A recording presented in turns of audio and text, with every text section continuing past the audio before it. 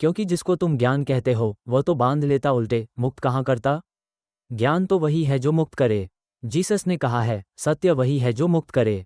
ज्ञान तो वही है जो मुक्त करे, ये ज्ञान की कसौटी है। पंडित मुक्त तो दिखाई नहीं पड़ता, बंधा दिखाई पड़ता है। मुक्ति की बातें करता है, मुक्त दिखाई नहीं पड़ता, हजार बंधनों में बंधा हुआ मालूम पड़ता है।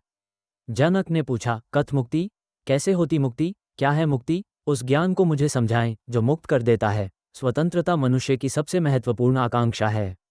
सब पालो, लेकिन गुलामी अगर रही तो छिदती है। सब मिल जाए, स्वतंत्रता न मिले तो कुछ भी नहीं मिला।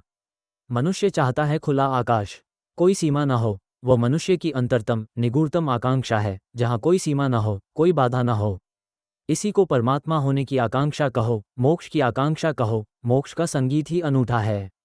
उसका अर्थ ही केवल इतना है, ऐसी परम स्वतंत्रता जिस पर कोई बाधा नहीं है, स्वतंत्रता इतनी शुद्ध की जिस पर कोई सीमा नहीं है। पूछा जनक ने, कैसे होगी मुक्ति और कैसे होगा वैराग्य? हे प्रभु, मुझे समझा कर कहिए। अष्टावक्र ने गौर से देखा होगा जनक की तरफ, क्योंकि गुरु के लिए वही पहला काम है कि जब कोई जिज्ञासा करे तो वह गौर से देखे, जिज्ञासा किस स्रोत से आती है। पूछने वाले ने क्यों पूछा है, उत्तर तो तभी सार्थक हो सकता है जब प्रश्न क्यों किया गया है वह समझ में आ जाए, वह साफ हो जाए। ध्यान रखना, सद्ज्ञान को उपलब्ध व्यक्ति, सद्गुरु तुम्हारे प्रश्न का उत्तर नहीं देता, तुम्हें उत्तर देता है। तुम क्या पूछते हो, इसकी फिक्र कम है। तुमने क्यों पूछा है, तुम्हारे पूछने के पीछे अंतर्चेतन में छिपा हुआ जाल क्या है, तुम्हारे प्रश्नों की आड़ में वस्तुतः कौन सी आकांक्षा छिपी है।